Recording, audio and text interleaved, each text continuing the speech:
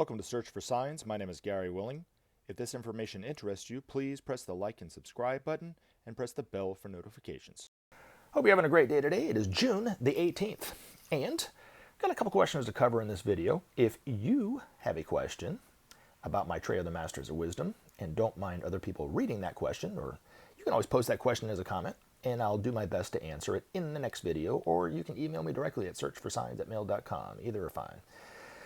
All right. I want to make another announcement about the new Facebook page that I have. I've posted links to YouTube videos about various miracles and so forth.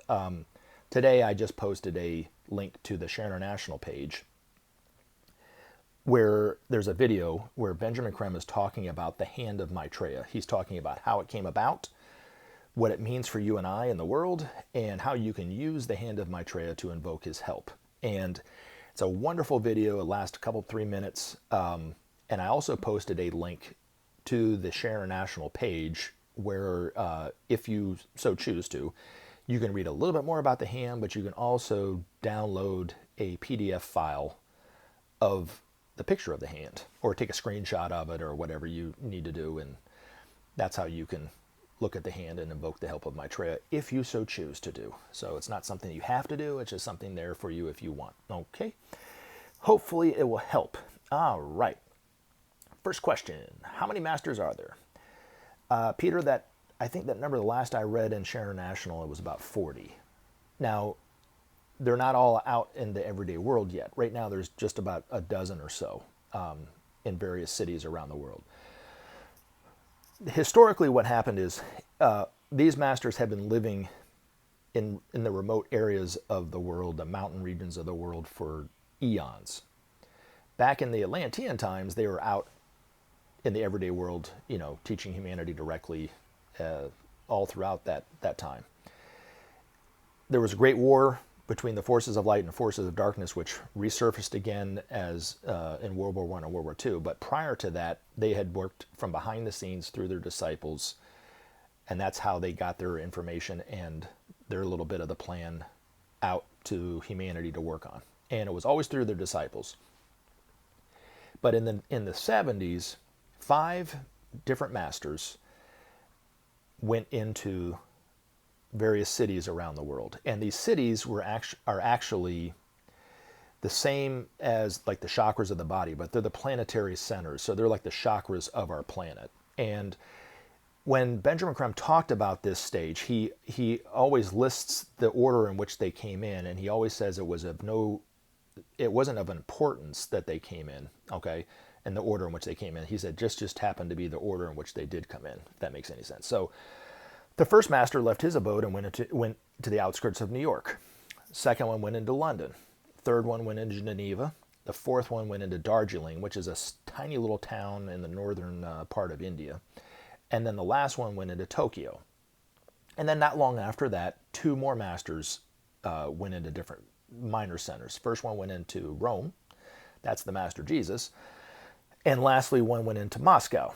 And then over the past, 40 or some odd years, other masters have started to come into various cities like Paris, Los Angeles. There's one on the outskirts of San Francisco and so forth. And eventually, like I said, there'll be 40 introduced by Maitreya over time. I don't know how long it will be before all 40 are known to everybody, but there will be about 12-ish or so that will be introduced right away.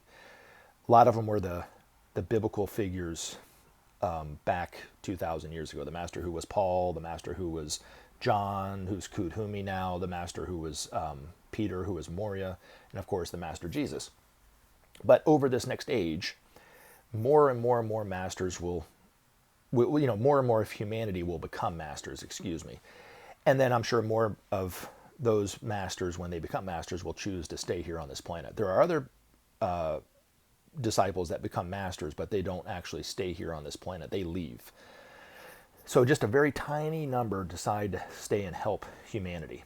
And the other masters might go to the various other planets, the higher planets, or they might leave the solar system altogether and go to a solar system like Sirius. Now, just a quick side note, the masters who go to Sirius, the advancement there is quite rapid, from what we would know as evolutionary pace. For instance, Maitreya was the first of our humanity to become a master. He chose to stay here and help humanity since the middle part of the Atlantean time. So hundreds and hundreds, maybe millions of years ago, he became a master. Now, he could have left, if he wanted to, but he chose to stay. His love for humanity, bound him here, basically. Now, if you look at the master who was Leonardo da Vinci, was about the same point in evolution as Jesus was, 400 or 500 years ago, maybe? He was a fourth degree initiate, or in between a fourth and a fifth degree initiate, was very, very advanced. Now, whenever he became a master, I don't know how long, it probably wasn't much longer after he was Leonardo da Vinci, he became a master. He left this planet and went to Sirius. Now, so that's just a few hundred years. So now he's actually at a higher point of evolution than Maitreya. That's how fast they can go. The master who was Mantegna, the painter Mantegna, who was a second degree initiate, about the same level as, let's say, Martin Luther King, but a few hundred years ago too. He left when he became a master a few lifetimes after he was Mantegna. He became a master. He left and went to Sirius, and now he's at the same point in evolution as Maitreya. So very, very, very advanced civilization on that around that star, but because you have to be a master to even go there. But to put it into perspective, when a master goes there, as advanced as we would see and as perfect as, I always describe masters as being, when they go to that, when they go to Sirius, they're like a beginner. There are masters there that their consciousness is way more advanced than an average master that we would consider a master, like, let's say, the master Jesus is now, or the master who was Paul or Peter or whatever. If they went to Sirius, I mean, they would be the, at the beginning stage of being a master. I mean, very, very advanced. We have no idea the level of consciousness that those masters have on that great solar system of Sirius. It's one of the 7 sacred solar systems in our galaxy. It just happens to be kind of close proximity to our solar system, so we're in pretty good stead, I guess. All right. And I hope that answers that question. But like I said, there's other masters that are doing other work on this planet, but won't be introduced by Maitreya once he's out and open in the world. All right. Next question comes from Fran. How is Maitreya good when the Freemasons who run the world are waiting for him and did all this harm to the world? Why should they force a new world order upon us, but first go to war with most countries when he is good? In my opinion, Maitreya is not good. Well, Fran, to be honest with you, if I believed what you believed in those first 2 sentences, then I would not have a very high opinion of Maitreya either. I hate to be the one to tell you this, but your first 2 statements are not true. I know we hear it all the time on the internet. I know the people that talk about those things can be very believable, but it's up to you to decide for yourself. But unfortunately, they're not true. There's just so much garbage out on the internet, and hey, I'll even throw this channel in there because I can't prove what I'm talking about scientifically other than just putting up videos about various miracle signs. I can't prove any of the experiences that I had with Maitreya to you or anything like that. You just have to kind of take me at my word, believe it or not, and then consider it for yourself or not and take it away and whatever. But so I'm including in on that, but there's just so much garbage on the internet, and a lot of it is very convincing, if you really look at it. So I'm not, I have no quarrel with your belief about what you believe, but at the same time, I just, looking at it, in time we'll see that it's all fake, and people will put up conspiracy theory after conspiracy theory, and most of them, if you step back and look at it, like, that makes absolutely zero sense. Some of them actually is very believable. I mean, do I think that JFK was shot by a lone gunman? No, I think there was probably a conspiracy involved in his assassination. To what extent, I have no clue at this point, but you know what I mean? So there probably is some truths to some of the conspiracy theories, but the level of which people talk about the Illuminati or the Freemasons and so forth, according to my information, is just not true. Now, Fran, I want to share a Maitreya experience I had in relation to my way of dealing with what you believe. Because before I had read Maitreya's Mission Volume 2 and got introduced to this information, I was hearing the same thing that you were hearing from friends of mine. I actually went to some talks that people talked about those kind of things, and they were very convincing. I started to kind of believe it. I started looking around the world and started to actually kind of, in my own mind, kind of put two and two together, and was thinking that maybe there was some truth to what they were saying and so forth. And then I went to a lecture that somebody was putting on locally in the town that I live in, or right outside of Atlanta. So there wasn't too many people there, but the speaker there was a very intelligent guy. He's a computer guy, but very, very, very intelligent. Made it sound very realistic, what he was talking about. He was saying that even before, like in the mid-90s, when Clinton was in office, that the Illuminati was going to take over, or the UN was going to take over the world, blah, blah, blah, blah, blah, how that was going to look, yada, yada, yada. And then started talking about the legal system here. And this is leading me to my Maitreya experience about this whole thing, so bear with me. He said that if you go to court and you look at the flags in a courtroom, okay, they look different than they normally do. They have these gold tassels around it. And he said that those flags mean that they are following the statutory law, not the common law. And you can request, by saying a certain, I can't remember exactly what you say, but you can request that the judge take that flag out and replace it with a regular flag without the gold tassels. And that would mean that you could talk to them more about common law than be under the umbrella of statutory law. Then he talked about how they always ask you how old you are. And by stating your age, you are declaring a date of incorporation as a person or something, I don't know, something like that. So, I had just heard him say this. I was staying at a friend of mine's house because I was in between apartments. She was a base student of mine. I was sleeping on her sofa at the time. This is back in the 90s. And she had a lot of traffic violations that thought she didn't really have to pay. So the cops came looking for her one morning. She just happened to not be there. So I'm awoken by this knock on the door, and it's one of the Atlanta police officers there, and he was asking, is Mina there? And I said, no, she's not here. And he goes, well, when's she coming back? I said, I don't know. I think she's at work. I have no idea. And he goes, what's your name? And I said, Gary Willing. And what's the next question is, how old are you? Right? And I was like, oh, shoot, And I didn't want to tick this cop off or poke a bear or whatever like that, so I kind of punked out, and I told him my age. And then I started thinking, I was like, oh my gosh, maybe there's some truth to this, right? Then I started reading more about this information through Benjamin Creme on Maitreya's Mission Volume 2, right? So I had this conflicting information. I had this information about the hope of humanity, and then this other information that I was getting that was all about fear and global domination, and we'll be put into internment camps if you don't go along with it, and all that kind of stuff. I mean, just wild, difference in terms of of what I was hearing, right? So I was really at odds in terms of what to believe. Then I started seeing video cameras on the streets, the traffic cameras. I didn't know what they were. I thought they were just cameras, maybe the Illuminati's watching everybody drive and, all that kind of stuff. They ended up just being traffic cams that they use to direct traffic, or if there's an accident here, they can inform people. But anyway, at the time, I didn't know. So, again, I just heard about this information, didn't know much about it, and I asked Maitreya for a sign. Now, why I did that, I don't know. I actually felt kind of bad about asking him, so I actually, later after that, I said, no, I don't want a sign. Well, what happened was, about a week or so after I had that little conversation in my head about I want a sign, then no, I don't want a sign, I was driving to an African apparel shop that had this African drum called a djembe. I wanted to learn how to play this djembe drum. So I was driving down there, and the shop was at one end of a Walmart shopping center. Now, the end that this African apparel shop was on, there wasn't too many cars, but, over by the Walmart, it was very busy, but it was, half a football field away. I mean, those parking lots are pretty big, right?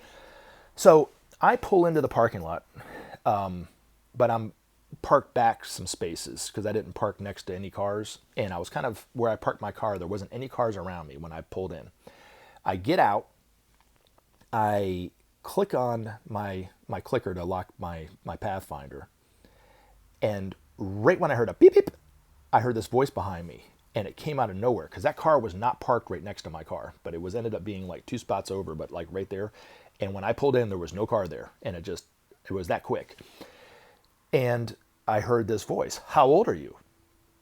I turn around, and it ended up being Maitreya, but he looked, whether he was Spanish or Middle Eastern or Indian, he had kind of olive skin. He was about 6'3", 6'2", 6'3", very nice looking guy, but he looked very much like the Maitreya Buddha statues. And people used to ask Benjamin Creme, well, what does Maitreya look like in London? And he described him a lot like the way that I saw him in the parking lot. So I'm curious if this is how Maitreya really looks. I'll let you know after he's declared himself, at the day of the declaration, if that's how he actually looked or not.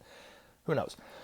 But he had a small chin, just like the Maitreya Buddha statues. He had kind of a large cheekbones, kind of a high forehead, had a thin little mustache, wore it very well, didn't have it wasn't creepy looking. He owned it very well, I must say. And his hair was black and curly, but he had the kind of like this wet look on his head. And he was dressed very, very nice. He had a sweater and some dress slacks on.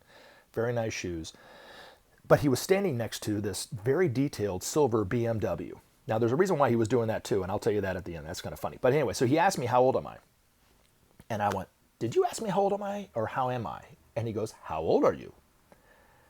And I went, I don't know if this guy's asking me how old am I or how am I? Because he kind of had a little bit of an accent. Well, anyway, the third time I asked him, I said, did you ask me how old am I or how am I? He says it, but he doesn't move his mouth. And I heard it was very loud in my head. And when he said, how old are you? It went from my right ear to my left to my right ear to my left. And it was like flanging from back and forth, if you know anything about sound or sound effects or whatever. How old are you? Is what he said. And I went, I better cover my bases with this guy. I have no idea what So I didn't even know. I didn't even think that it was Maitreya at the time. I was just thought it was some guy. And I said, I'm fine, and I'm 23 years old. So that's how long ago that was. Anyways, I'm 48 now.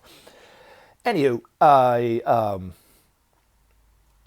look at him, after I said that to him, and he has his arms crossed, and he's kind of leaning against the hood of this brand new looking, very detailed, cleaned silver BMW.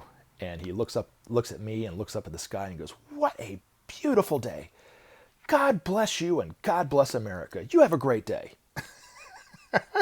and I asked Benjamin Creme, and he said, yes, it was Maitreya. Then Benjamin Creme gave me a verbal slapping about why I would even think about conspiracy theories and believe they were true. And he just went off on me about it. I was like, I don't know. It was when I first started hearing about this information, Ben. I'm so sorry. But hopefully that helps, but no, I don't take any credence to what people talk about the Freemasons trying to take over the world or the Illuminati. I do think that we are living in a world where corporations are in charge of everything. They're in charge of our politics. They're in charge of our politicians and so forth. But to the level where there's this small little group called the Illuminati that's taking over the world, and Jay-Z and what's her name, Beyonce and Ariana Grande and all these musicians and stuff are a part of the Illuminati. I don't buy it. But anyway, believe it or not. Anyway, I'll just take it for what it is. All right. Now, this Masters article is entitled "The Masters Enter Man's Domain." And it kind of goes a little bit into the question that you asked, Peter, about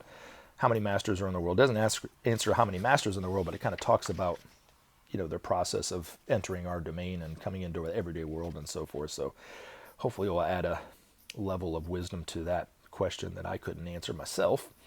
And if you find these articles enlightening for yourself, definitely look them up on Amazon and try to get some of these books. The Master Speaks Volume 1 or 2. Like I always say, I muck up at least one word in these. I mean, his master is a wonderful author, very simple read, but there's always seems like there's just one word that I can never pronounce. Even when I go and Google it and look it up and look up the meaning of it and everything, look at how it, listen to how it sounds and everything. When I go to read it for you guys, it's like I always mess up that one word every time. And it's better for you to read it yourself, of course. All right.